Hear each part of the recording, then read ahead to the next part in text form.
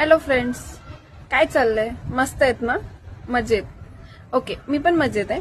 काल जसं आपण बोललो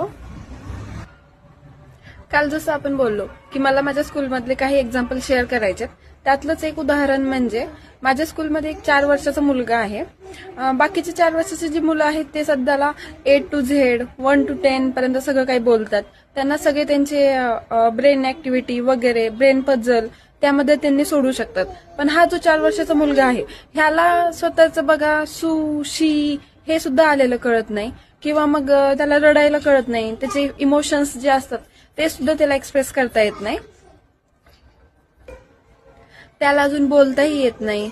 मम्मा पप्पा हे तर तो बोलणं लांबच, जे की एक लहान मुलं 10 महिन्याचा मुलगा जे बोलू शकतो ते अजून 4 वर्षाचा मुलगा अजून बोलू शकत नाही. पेन्सिल पकडणं तर लांबच, त्याला अजून आपण जर बोललो की काय चाललंय तुझं हे सुद्धा त्याला काही कळणार नाही, माहिती का?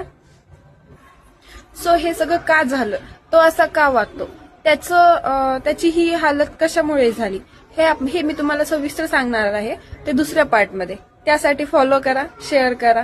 थँक्यू.